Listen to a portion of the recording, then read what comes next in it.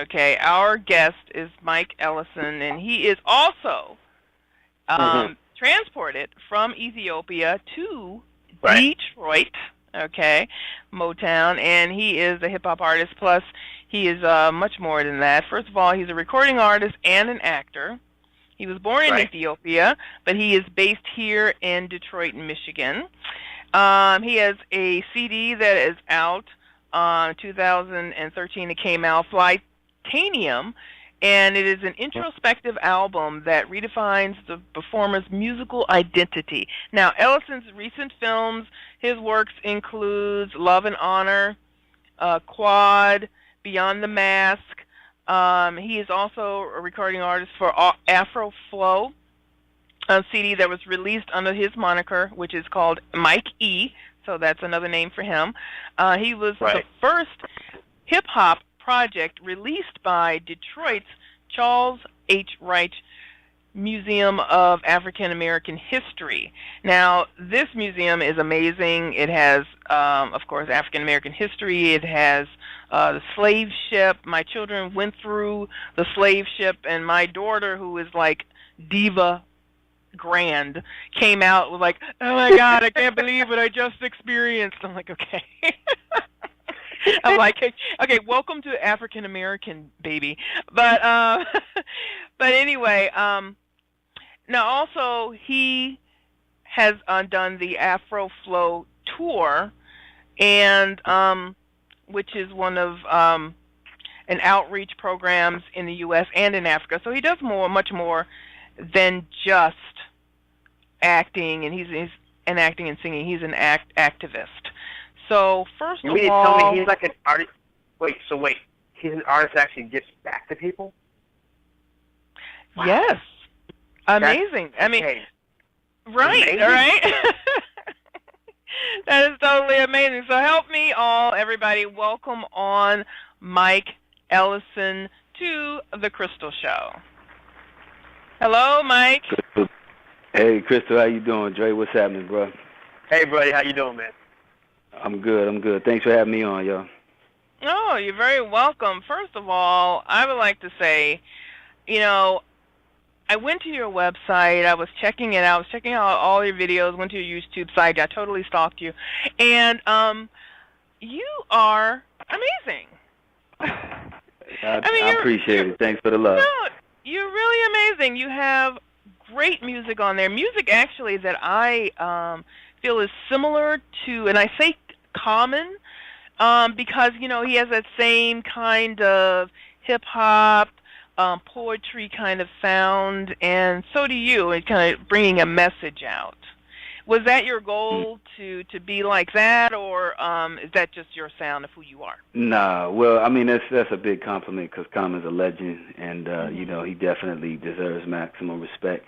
But no, my goal is never to be like anybody but myself, and, it's just exploring different parts of my personality, different parts of my experience, being inspired by my environment or whatever endeavor I'm involved in, the people I come across, and, just finding my own lane. So it just came out that way, Right. Now, you were, now, you are also a poet, and you have been on Def Jam?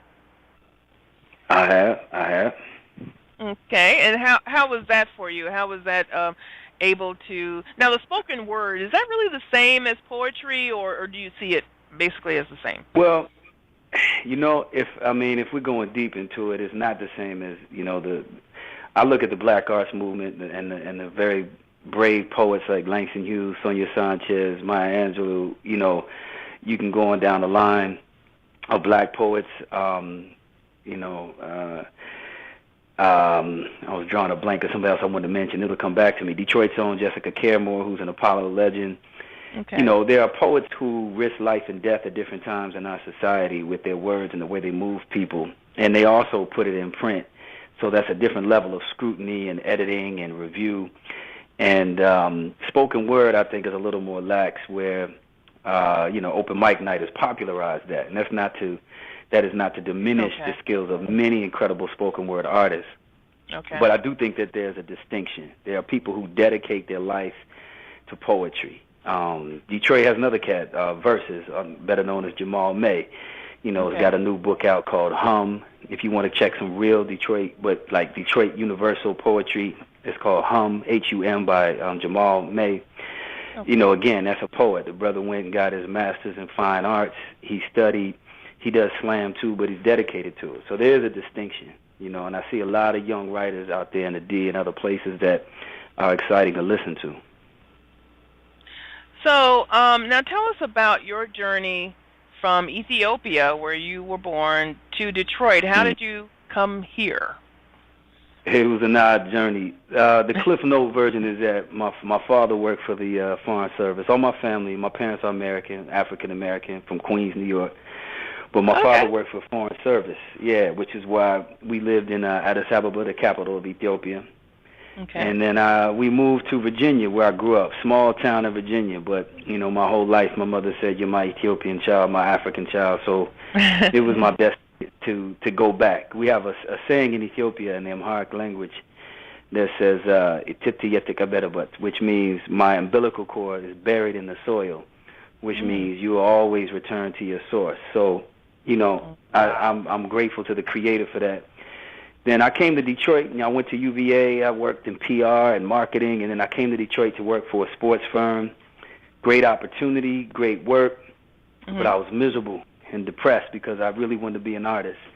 Okay. And then the incredible artistry in Detroit in every discipline inspired me to become an artist. You know, open mic nights, Detroit Repertory Theater, getting on stage, visual artists, all of that. And then just slowly but surely, I used my education and my work experience to build my own platform.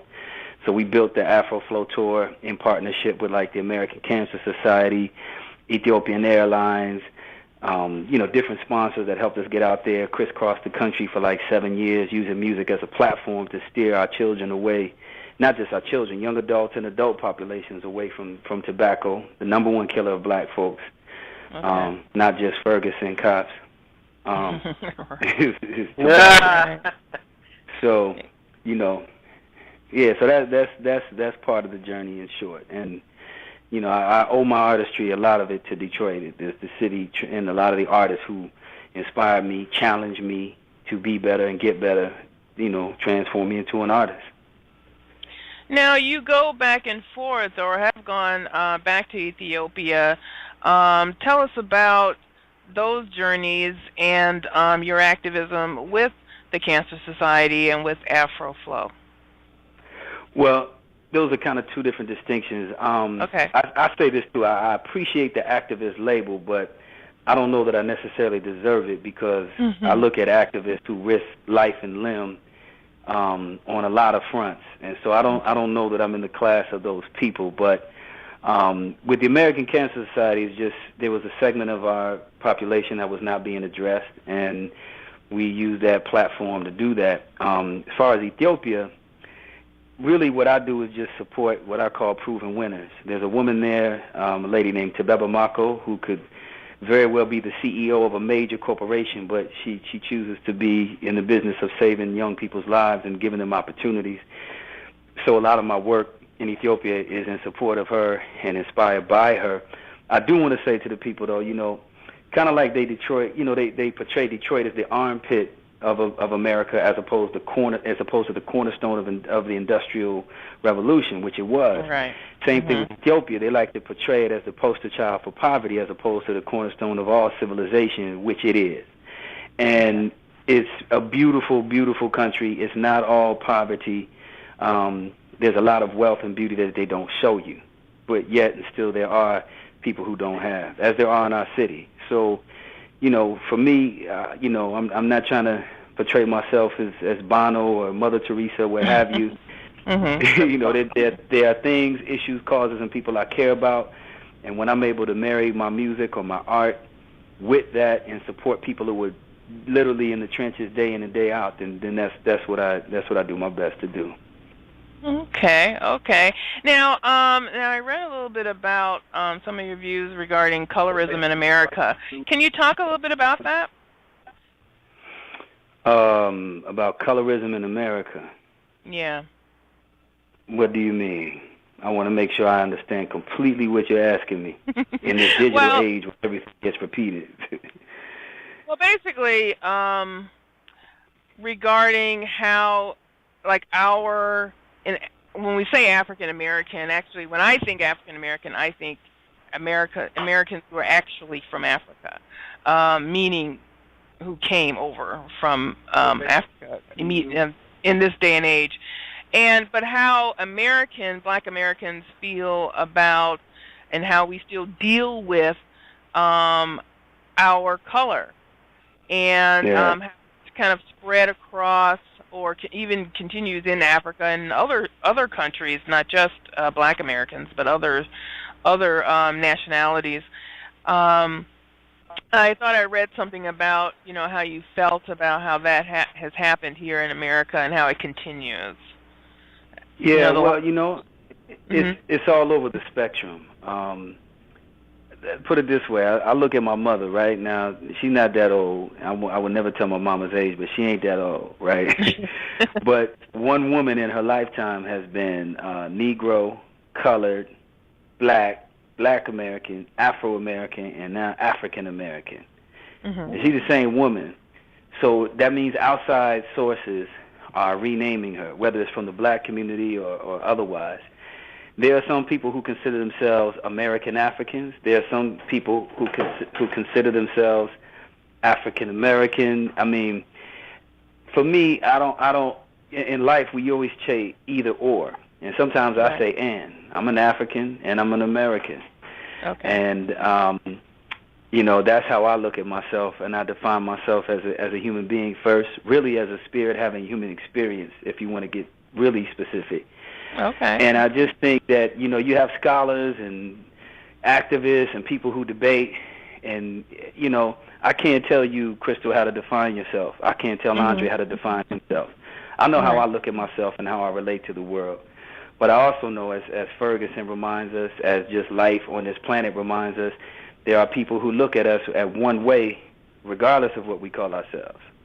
Right. Exactly.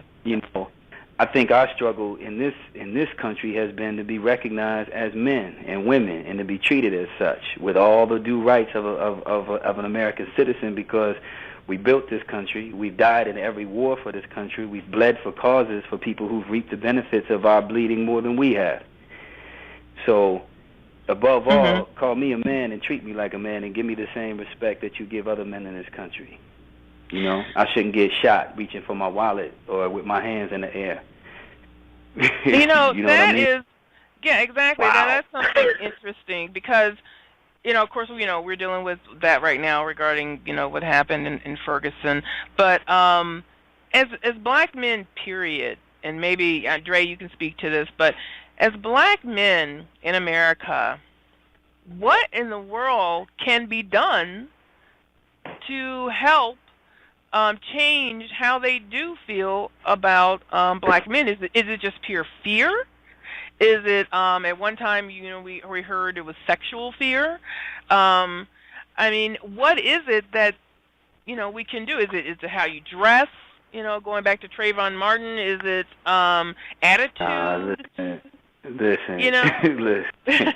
I see some grimy cats, that are 9 shades lighter than me, and that ain't got nothing to do with it. Here's what I would say. I didn't mean to cut you off, Dre, if you had to speak to that, brother. No, go ahead, man. Go ahead. But, take the emotion out of it, and I'll put a challenge to you or perhaps your callers. Somebody go out there and do the empirical research and then show me how many, white young men or teenagers are unarmed, Caucasian males are killed by African-American police officers. Show me what are the statistics on the reverse side, because I don't want to speak ignorantly and assume. I do know people in law enforcement, and I know that a lot of them have a very, very difficult job, and they put themselves in harm's way, and it's like their feeling is, look, I got to get home to my family. By the same token, we're seeing a militarization of our police force. If you really want to understand the problem a little deeper, I would say to you and your viewers, or your listeners, check out a documentary called The House I Live In. It's about the drug war and the prison industrial complex. And we brought one of the filmmakers to Detroit back in January for a public screening at the African American Museum and an open debate. But if you want to get into it, see, because the thing I would say is that the generation before us, they did the work, and they did the research, and they had a plan and thoughts and facts behind their actions. And social media makes everybody an expert overnight, and it's great that we can express how we feel, but what are the facts? Right. And what's the plan of action? You know what I'm saying? So if we really care about these issues, watch The House I Live In, and then Google the prison industrial complex. And instead of, worrying about what Kanye and Kim Kardashian are doing, listen to Kanye when he talking about the CCA, which is Corrections Corporation of America. See, Kanye's dropping little things in there, and people are so concerned with his drama, they're missing it. Right. So tell your listeners, watch The House I Live In, Google the prison industrial complex, look at CCA. So when you hear Kanye say the CCA in that song New Slaves, then you know what he's talking about. Oh, okay, definitely. Because okay. Go ahead, Dre.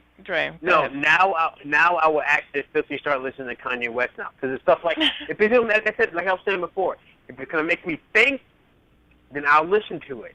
I'm a cerebral, nerdy person. I don't. Right. I've listened to my, I've done my Rapper Delight and Luke and whatever stuff that makes you feel good. But ultimately, if I'm gonna sit and listen to music, I'm gonna listen to the music from a musician standpoint. But at the same time, I want to feed my brain for a little bit. Yeah. So if you're gonna miss stuff like that, and I'm a Netflix junkie as it is, so if this is on Netflix, I will be watching this. So. Check it out. Then you'll go back and say, if you listen, since we on Kanye, he slips a lot of stuff in there that people miss, but he has to do it like that because, I was listening to your comments on hip hop, and I think, that's the beauty of hip hop is that someone like you who considers yourself a cerebral nerd can get what they need from hip hop, but there are also people that just want to hear vibe. There are people that just want to have fun. My thing is like Chuck D has always talked about, which is balance, right? Like. You can't, Crystal, you mentioned your daughter at the African American Museum, which, by the way, kudos for taking it there. I encourage everybody to take the guided tour of And Still We Rise, and it'll change your life. But you can't take your daughter to get fast food 7 days out the week. Now, if she gets good grades or does what she's supposed to do, you might take her as a treat once or twice. And it's the same thing with hip hop. I don't want to hear money, murder, misogyny 99% of the time. Right. But it's just like balance. You know what I mean? So you can throw some twerking in there. If you give me some working, then you can throw in some twerking. You know what I mean? You give me something refined, and I can handle something ratchet. So it's just balance. But unfortunately, in commercial music, we don't have enough balance. And, we're the only people I know who are encouraged and rewarded for rhyming about killing ourselves. Now, just the same, I would say, the way most people don't get their news from the TV anymore, there's more music than you have time to consume. So if people truly love independent music, then go out there and search for it and don't wait for some industry cat to co-sign it. If it, you know what I'm saying, Dre? Like, if it resonates with you, then it resonates with you, and it's true to you. And you don't need somebody to co-sign and say, oh, that's hot. You know what I mean? No, I agree. I can't even consume all the music in my city. You know what I mean? Right. There's so much good independent music. Some of my favorite artists y'all ain't never heard of, I'll be honest with you. I'll be totally honest. I mean, I just got turned on to the Foreign Exchange, last year. And I'm being dead serious. And I don't know if I don't consider them like a mainstream act because I've never heard them on the radio. In the multi, in the really heavy rotation or whatever. So I fell in love with these cats. I'm like, this is so cool. And it's like, I've never heard of them. I've never heard them on the radio. I've never seen a video. Nothing. I mean, so. It was fresh. You know what I mean? Right. And then that's dope that you on your platform bigging them up. That's what you're supposed to do. Exactly. So I mean, it's even when when we talk about whether it's music or whatever, Because I mean, because you can listen to Kanye, you can listen to ODB, and you can listen to whatever, and still, you know, rock a three-piece to work. You know what I'm saying? So, and that kind of goes with what the question that Chris was asking earlier about what can we possibly do. There's nothing we can do about it. Even if we can go to work in a tuxedo every day. Right. You know. Well, you know, here's the thing, right? It's amazing to me, like when women, like say, if a woman gets raped, people don't go to the victim, or if a young man gets raped, they don't go to the victim and say, now how can you stop that person from raping again? You know what I'm saying? They don't go to the victim. Racism is someone else's sickness, and I don't feel like it's my burden to solve it. Right. It is my burden to educate myself and to arm myself. Some people may feel literally or figuratively, but to be aware and make sure I take care of myself and my family at all costs. But I'm not carrying the burden of curing other folks of their racism and their ignorance. Mm-hmm. You know, I'm not carrying that burden. Now, if there are things we need to do within the legal system, but see here again, you gotta, you might need a whole show dedicated to that. Watch that film and you understand the legal system, because it's doing exactly what it's designed to do right now. I got it queued up, so yeah. This weekend I'll be watching The House I Live In. So. Well, Mike, I want you to tell us. I want you to tell us a little bit about your LP Flytanium. And first of all, what do you mean by that name? Where did that come from? Oh, by the way, it hasn't actually come out yet. We've leaked some stuff in 2013 and this year, but officially I'll probably put it out, I think, around Christmas. Okay. But you know, Flytanium is a play on the word titanium, which is one of the strongest substances there is. But part of the reason it's so useful is that it alloys with so many other materials, and so the titanium speaks to just standing solid, you know, on who you are and what you're about. And the fly part of it is being fly, but it's about elevation. You know, we all want to evolve and elevate. So, right. Flytanium is a blend of past, present, and future, and taking that musical journey as well. And so that album reflects all the landscape of Detroit musically. You'll hear stuff that's techno and electronic music influenced. You'll hear some throwback to the old soul era, even slightly Motown vibe. You hear a little bit of classic hip hop. You hear something that's may even be borderline pop music. Because when you trace it all comes back to Africa anyway, you know. That's true. That's true. Well, do you mind if we play one of your songs from that we have on YouTube? I don't mind at all. What song you had queued up? Well, the song that I liked was Stepping Into Destiny. So you talk a little bit about that particular song? Sure. You know, stepping into destiny is everybody just stepping into their own purpose. I tried, you know, I tried, here's how I say, and I think this may be true, especially for men, maybe Dre can relate, but I found that my ego was not enough to sustain me through all the ups and downs and pits and valleys that life would take you through. Oh my God. Satisfying my ego is not enough. So for me, I had to find purpose that is bigger than me, and a cause that's bigger than me. Before my son was born, I found a lot of purpose in the environment in Detroit, in Ethiopia. A lot of the communities we were touring and going to, we went to high schools, hospitals, projects, Indian reservations, clubs, colleges, cafes, coliseums, you name it. Wow, okay. Talking to a woman working triple shift at a truck stop somewhere in Iowa, you know what I mean, we getting off the tour bus. So when you tap into a purpose that's larger, I believe that kind of helps you step into your destiny. And that's really what that song is about. But it's also saying, I don't really have all the answers, you know. A lot of us claim to have the answers to this or that, but I don't have all the answers. You know what I mean? Right, right. Well, tell us, where can we find Mike Ellison online, and where can we see you live if you are still touring, and what's out there? Man, you just missed a good concert for Concert of Colors in Detroit. But I am, they can catch me online at mikeellison.me.